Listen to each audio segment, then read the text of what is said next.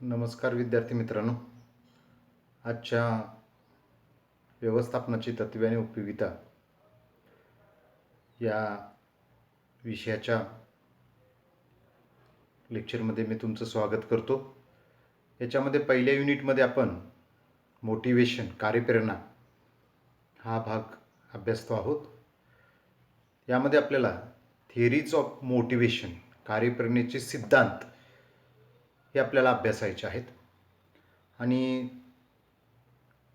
त्या अंतर्गत आपण येणारे विविध सिद्धांत अभ्यासणार आहोत. या कार्यप्रेरणेच्या सिद्धांतामध्ये पुन्हा आज आपण मास्लोंचा श्रेणीबद्ध गरजांचा सिद्धांत, मास्लोज नीड हिऱ्याची थिअरी जे आहे ते आपण दोन भागामध्ये, दोन लेक्चरमध्ये अभ्यासणार आहोत. त्यातला पहिला भागाच आपण या ठिकाणी अभ्यास करतोय. आपण पाहिलं की व्यक्तीकडं कितीही ज्ञान, अनुभव, क्षमता, कौशल्य असले तरी तो उत्साहित असला, प्रेरित असल्याशिवाय तो त्याचं ज्ञान, अनुभव, क्षमता, कौशल्य वापरत नाही किंवा वापरेलच याची शाश्वती देता येत नाही. त्यानं ती वापरावी म्हणून त्याला उत्साहित, उत्तेजित, कार्यप्रेरित करावं लागतं. आणि ही कार्यप्रेरणा हे आपण पाहिलं की आंतरिक आणि बाह्य स्वरूपाची असते किंवा फायनान्शियल आणि नॉन फायनान्शियल स्वरूपात आपल्याला ती देता येते. तर या संदर्भात कार्यप्रेरणेचे जे विविध सिद्धांत मांडलेले आहेत त्या संदर्भातली माहिती आपण आजच्या तासाला घेतो. जेव्हा मानवी संघटनेची स्थापना करण्यात आली तेव्हा लोक कशामुळे प्रेरित झाले होते ते शोधण्याचा प्रयत्न करण्यात आला होता. मी परवा आपणास म्हटल्याप्रमाणे एखाद्याचा वाढदिवस असला, एखाद्याचं लग्न असलं, सण समारंभ असतील, उत्सव असतील, जत्रा यात्रा असेल तर लोक आपोआप उत्साहित असतात, उत्तेजित असतात.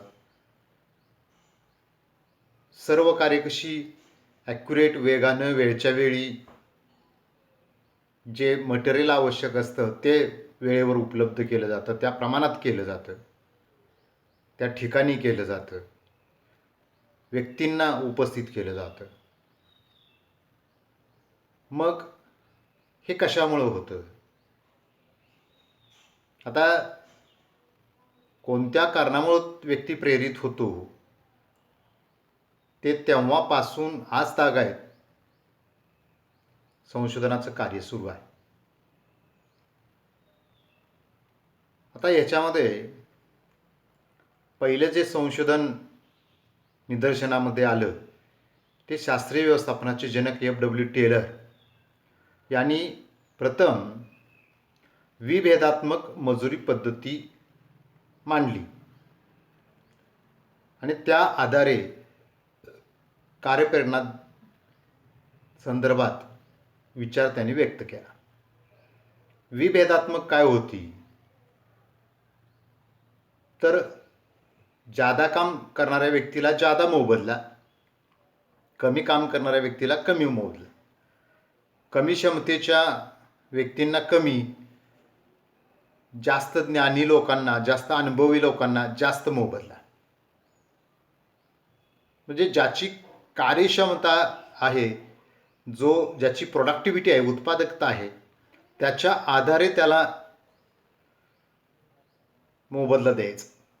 किंबहुना एका विशिष्ट लेवलपर्यंत किंवा संख्येनं म्हणून आपण काम केलं की त्याला विशिष्ट पगार आणि त्याच्यापेक्षा जास्त केलं तर त्याला जास्त पगार दिला जायचा. विद्यार्थी मित्रांनो, केवळ ही सुरुवात F.W. टेलर यांनी केली, परंतु त्यानंतर अनेक संशोधकांनी आणि विचारवंतांनी या संदर्भात विचार मांडलेले आढळतात. आता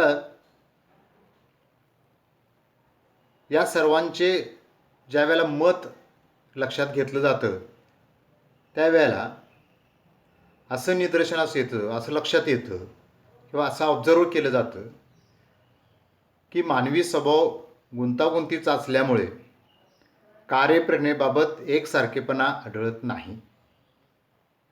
म्हणजेच याबाबत सर्वमान्य व सर्व ठिकाणी, सर्व काळात, सर्व परिस्थितीमध्ये समान व एक प्रकारची सिद्धता व्यक्त करणारा सिद्धांत मांडणं शक्य नाही. एखाद्या कंपनीमध्ये, व्यवसायामध्ये कार्यप्रेरणेच्या संदर्भात समजा एक सिद्धांत वापरला जातो. तो सिद्धांत त्या कंपनीतील सर्वच्या सर्व कामगारांना समान प्रमाणात लागू होईल हे सांगणं अवघड आहे. तो व्यक्ती कशा स्वरूपाचा आहे त्याच्यावरती ते आधारित असू शकतं. त्यामुळे आपण ज्यावेळेला हे सर्व लक्षात घेतो त्यावेळेला वेगवेगळे सिद्धांत वेगवेगळ्या ठिकाणी लागू होऊ शकतात हे आपल्या लक्षात येतं. म्हणजेच सर्वमान्य, सर्व ठिकाणी, सर्व काळात, सर्व परिस्थितीमध्ये समान व एक प्रकारची सिद्धता व्यक्त करणारे सिद्धांत लागू करणं व्यवसायाला शक्य नाही. आत्तापर्यंतच्या अभिप्रेरणेच्या सिद्धांतामध्ये असंख्य लोकांनी सिद्धांत मांडले. त्याच्यामध्ये आपल्याला F.W. टेलर, एल्टन मेयो असेल, फेडरिक हर्झबर्ग असेल, अब्राहम मास्लो, मॅक्लेलँडचा आहे, विल्यम औचिनचा आहे किंवा डग्लस मॅग्रर आहेत. यांनी वेगवेगळ्या प्रकारचे सिद्धांत या ठिकाणी मांडलेले आहेत. यातील काही सिद्धांताचा अभ्यास आपण या ठिकाणी करतोय आणि याच्यामधला जो पहिला सिद्धांत आपण अभ्यासणार आहोत तो मास्लोंचा श्रेणीबद्ध गरजांचा सिद्धांत आहे. मास्लोज नीड हिऱ्याची थेरी असं त्याला म्हटलं जातं. प्रसिद्ध अमेरिकन समाजशास्त्रज्ञ होते हे. त्याने 1943 युप्सिकिया नावाचा ग्रंथ लिहिला. त्या ग्रंथामध्ये या कार्यप्रेरणेच्या सिद्धांताची मांडणी केलेली आपल्याला आढळते. आता त्यांचा हा सिद्धांत श्रेणीबद्ध गरजांचा सिद्धांत. आता श्रेणीबद्ध हा शब्द का वापरला आहे? श्रेणी म्हणजे श्रेणी 1, 2, 3, 4, 5 या 5 श्रेणीमध्ये ते मांडले आहे. आणि बद्ध शब्द का वापरला आहे? तर पहिली श्रेणी पूर्ण केल्यानंतर दुसऱ्या श्रेणी, दुसरी केल्यानंतर तिसरी, तिसरी केल्यानंतर चौथी, चौथी केल्यानंतर 5वी श्रेणी. त्यामुळे बद्ध हा शब्द वापरला, श्रेणीबद्ध. किंवा हिऱ्याची म्हणजे कसं आहे, एक प्रकारची उतरंड. हिऱ्याची म्हणजे एक बॉस असतो, त्याच्या हाताखाली 2 व्यक्ती, त्या 2 व्यक्तीपैकी एक पहिल्याच्या हाताखाली 4 व्यक्ती, त्या 4 व्यक्तींच्या हाताखातल्या पहिल्या व्यक्तीमध्ये परत किंवा दुसरा व्यक्ती जो इथं असतो मुख्य व्यक्तीच्या हाताखाली, त्याच्या हाताखाली असे एक उतरंड असते, उतरंड. म्हणून त्याला हिऱ्याचे असं शब्द वापरलेला आहे. आता हा सिद्धांत जो आहे ते कर्जाच्या नाही, मानवी गरजांच्यावरती अवलंबून आहे. मास्लो यांच्या मते प्रत्येक व्यक्तीला काही गरजा असतात आणि त्या गरजांच्या पूर्ततेसाठी तो प्रयत्न करीत असतो. म्हणजेच मनुष्याच्या गरजा या त्याच्या कार्यप्रेरणेमागील किंवा त्याच्या कार्य करण्यामागील प्रेरणा असतात. तो काय काम करत असतो तर त्याची ती गरज असते म्हणून तो करत असतो. तुम्ही अभ्यास का करता? तर परीक्षेत पास होऊन तुम्हाला चांगले मार्क पाडून पुढच्या वर्गामध्ये किंवा तुम्हाला पदवी प्राप्त करायची आहे म्हणून तुम्ही अभ्यास करता. म्हणजे अभ्यास करण्यामागची प्रेरणा काय? तर आपल्याला पदवी मिळवायची, आपल्याला ग्रॅज्युएट व्हायचं आहे, आपल्या नावापुढे BCom डिग्री लावायची आहे, ही आपली गरज झाली. आता एखाद्या व्यक्तीला प्रवृत्त करायचं असेल तर त्याला त्याची गरज जाणवली पाहिजे. जर एखादे कार्य करण्यासाठी जर एखाद्या व्यक्तीला प्रवृत्त करायचं असेल तर त्याला त्याची गरज जाणवली पाहिजे. म्हणजे गरज जाणवल्याशिवाय, गरज निर्माण झाल्याशिवाय व्यक्ती, आपण म्हणतो ना पाणी प्यायचं, मग आपण पाण्याचं कुठं मिळतं ते पाहतो. अमुक हे करायचं मग ते कुठं मिळतं ते पाहतो. आणि तसेच ते कार्य केल्यामुळे गरज भागवली जाईल असा विश्वास त्याला वाटायला हवा. बाबा हे काम केलं, हे कार्य केलं की आपली गरज, म्हणजे हे आपल्याला मिळणार, हे आपली गरज पूर्ण होणार, हे त्याचा विश्वास वाटायला पाहिजे. त्याचा कॉन्फिडन्स त्या अनुषंगाने निर्माण व्हायला पाहिजे. मानवी गरजामुळे ताण निर्माण होतो व ताण कमी करण्याची मनुष्याला प्रेरणा प्राप्त होते. गरजामुळे झाले, तिथे गरजामुळे पाहिजे. म्हणजे गरज ताण निर्माण करतो, मला हे मिळालं पाहिजे, तर ट्रेसमध्ये जातो. त्याच्या डोक्यात ते भिंत की हे मला करायलाच पाहिजे, मग तो करायला प्रवृत्त होतो. म्हणजे त्याला आपोआप त्याच्यातून प्रेरणा निर्माण होते आणि त्या प्रेरणेपोटी ते कार्य तो पूर्ण करतो. माणसाला आपल्या गरजा भागवून जास्तीत जास्त समाधान हवं असते. एखादं काम पूर्ण झालं की माणसं त्याला वर्क सॅटिस्फॅक्शन मिळतं, कार्य केल्याचं समाधान त्याला मिळतं आणि याकरिता तो कृती करतो. म्हणूनच एखादी कृती करण्यास प्रवृत्त करणे म्हणजे अभिप्रेरणा. म्हणजे एखादी गरज निर्माण होणे आणि ते गरज पूर्ण करण्यासाठी एखादी कृती करणं, म्हणजे ती गरज त्याला ती प्रेरणा निर्माण करते.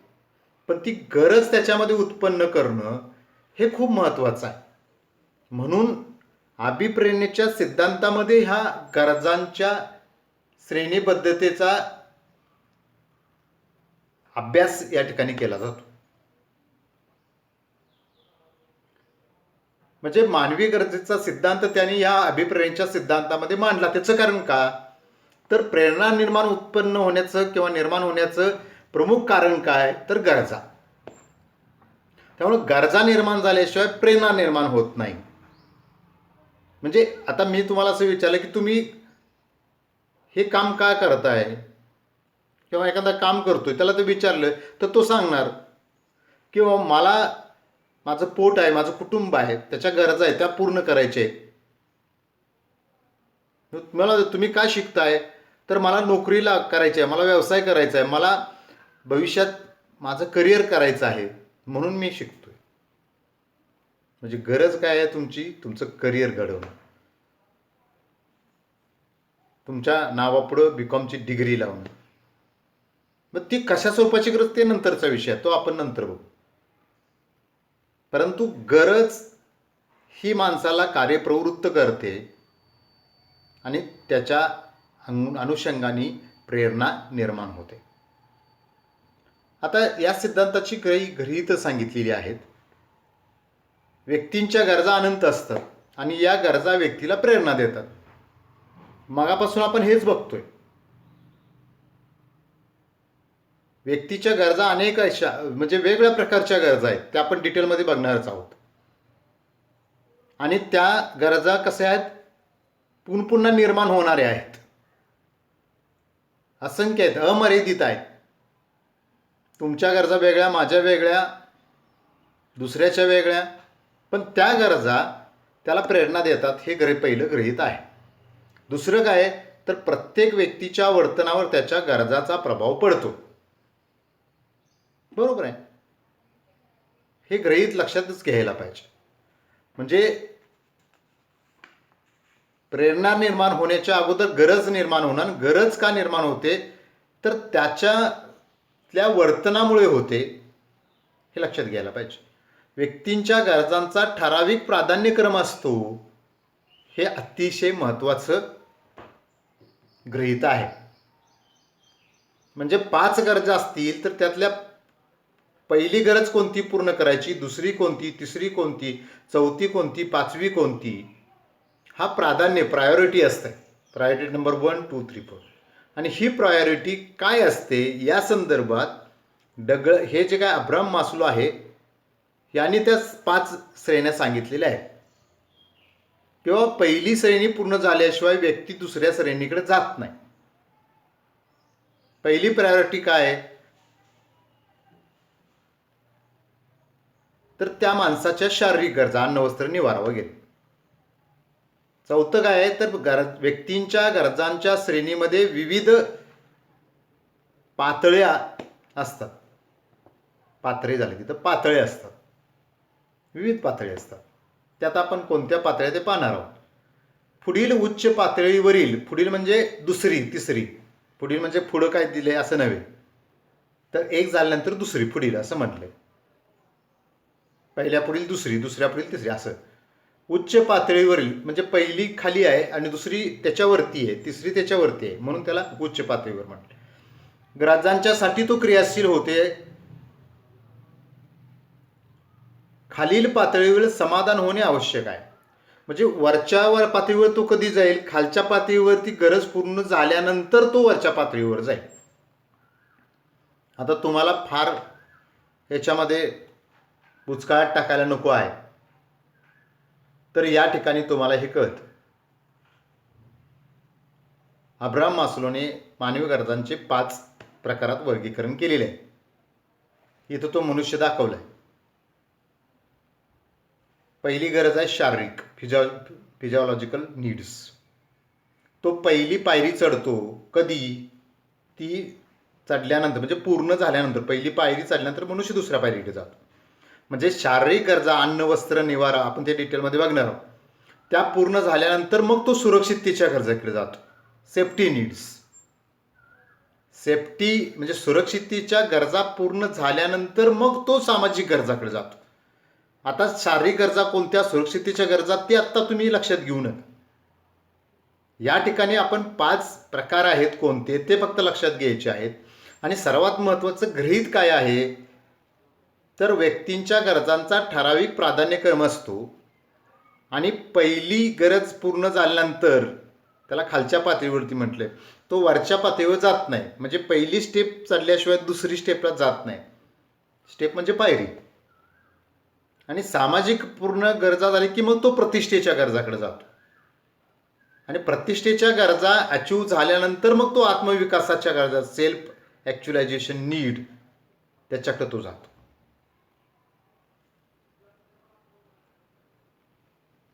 तर विद्यार्थी मित्रांनो, आपल्याला या ठिकाणी लक्षात घ्यायला पाहिजे की ह्या 5 प्रकारच्या गरजा आहेत.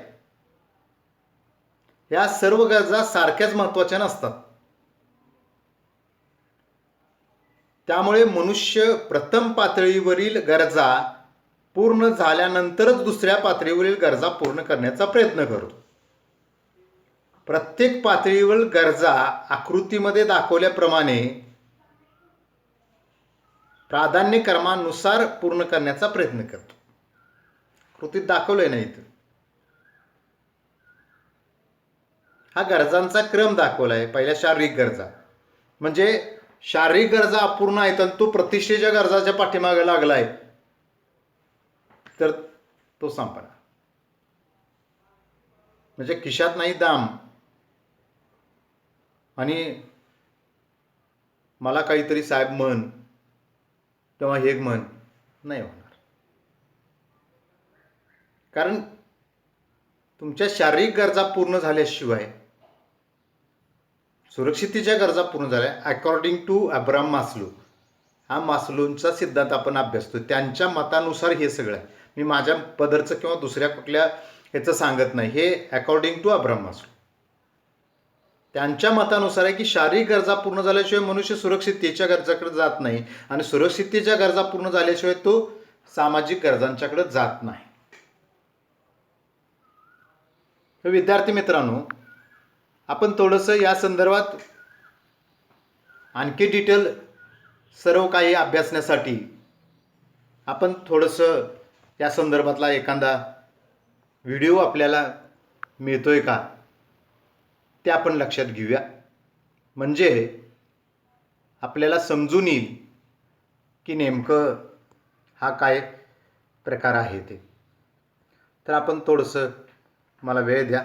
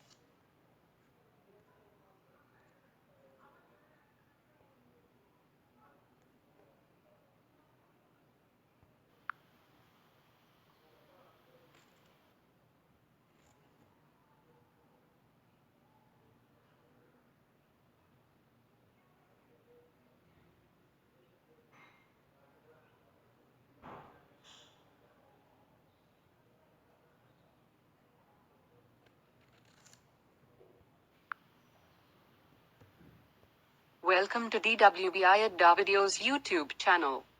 DWBI Technologies offering free online IT courses for. Now, let us understand the Maslow's need hierarchy theory of motivation. Okay, to begin with, see, motivation is a very complex process which I explained you, right? So, there has been many researches being done on that. Many researchers have studied about motivation from several dimensions and developed some theories. There are lot many theories if you go and search on motivation. But then it is Abraham Maslow's need hierarchy theory of motivation which is considered to be the most fundamental theory of motivation. Okay. Now, as I just told you, who was Abraham Maslow?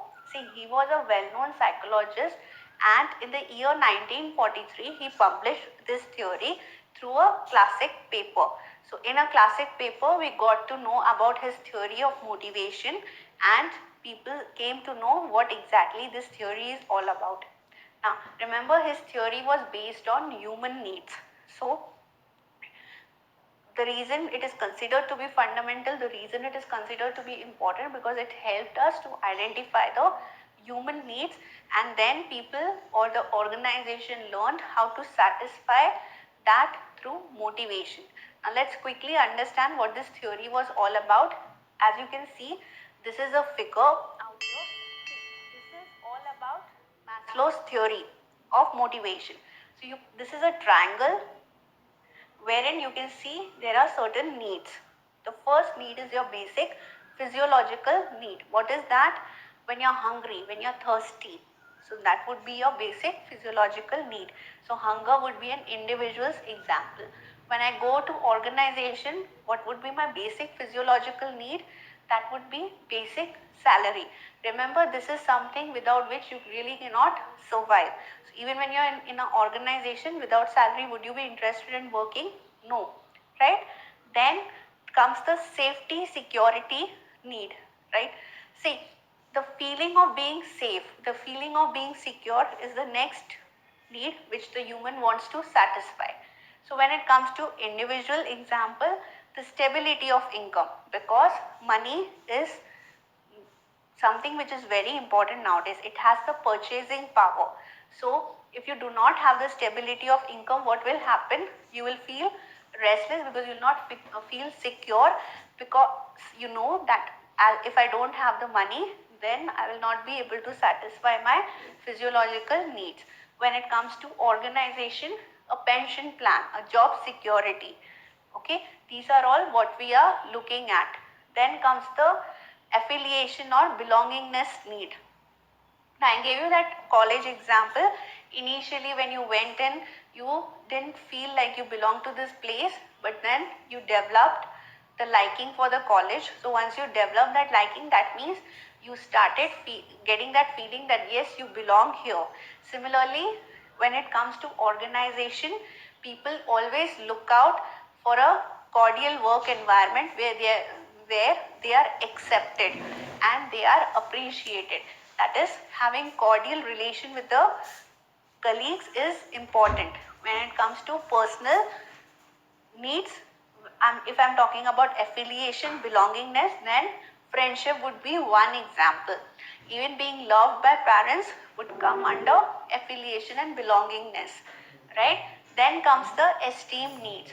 See, in terms of esteem, it is the status in the society. So if I'm looking out from individual perspective, he would like to develop a status in the society. He would like to have a certain kind of recognition. You must have seen lot many people get this membership of certain clubs like Lions Club. Okay, so what is the reason? Because it gives them that status in the society that yes, they are of some importance and they have certain kind of work which they have done in the past. That is the reason they have been given such respect. Now when it comes to organization, it would be the job title, that is being at the level wherein people respect and recognize that individual. Now once esteem needs are over, then comes the self-actualization needs. This is the highest need, okay? That is the reason it is at the top of the pyramid, okay? When it comes to individual, this would be self-fulfillment. That is whatever goals you have, self-fulfillment of those goals. Okay, similarly in organization, achievement of the organizational goal, achievement of the goals would be the highest self-actualization needs. See, in terms of employee, it would be the goals he has when he joined the job. Achievement of those goals would be self-actualization needs.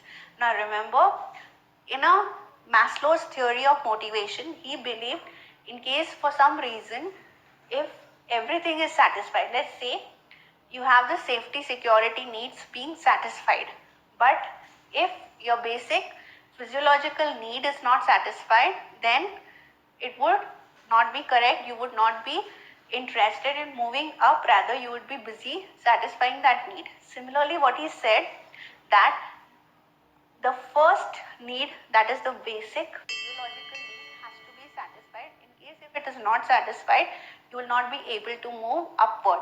So let's say my need for hunger, thirst, whatever, water, that is my need for food, water is satisfied.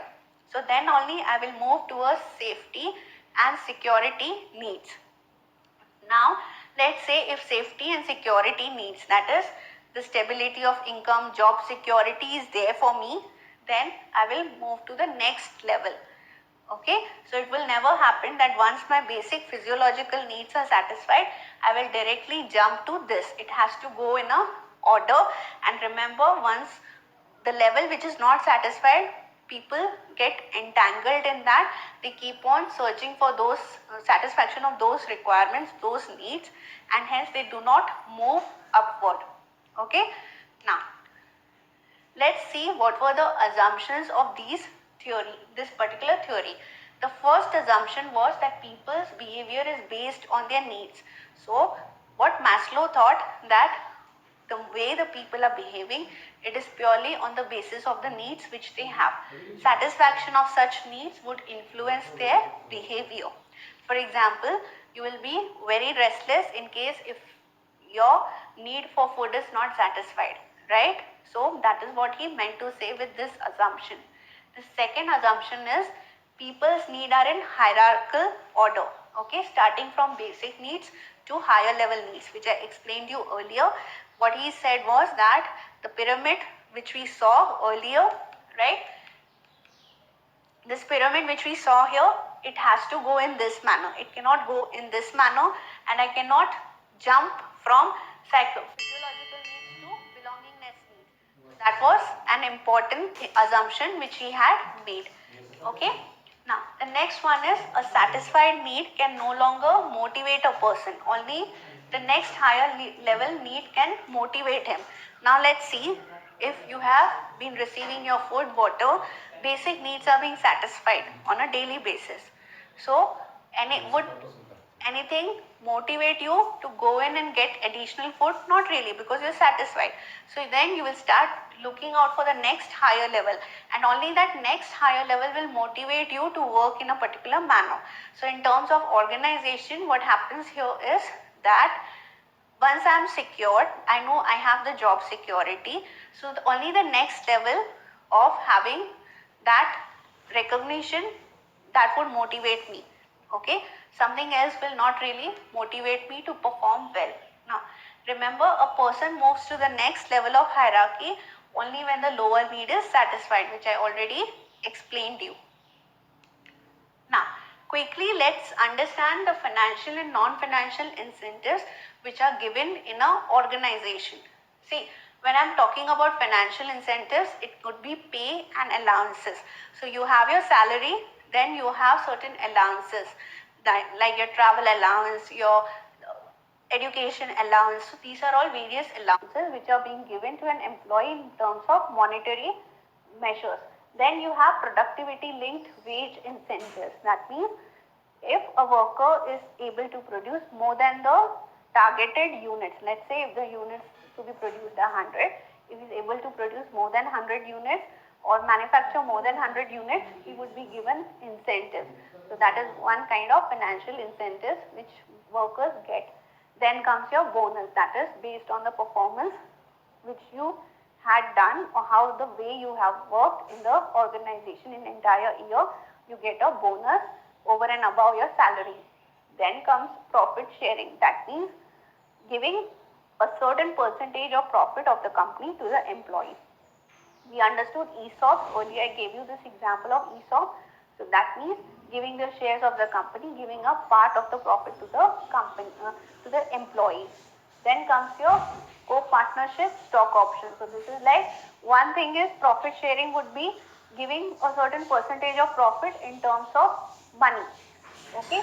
When I speak about ESOP, this could be one way of profit sharing, or it could come under stock options. Stock options is the shares are being given to you, you can sell it in the market at a later date, or you can sell back to the company at a certain price. So it would be really cheap. You will receive it in a very cheap manner, that is at a very reduced price, and when you go and sell it, you will earn a profit on that. So this is co-partnership, wherein you are being made a part of the company. As a shareholder, you are being made a part of the company. Retirement benefits, for example, PF linked schemes, or contributions to NPS, which is the National Pension Scheme. So all this would come under retirement benefits.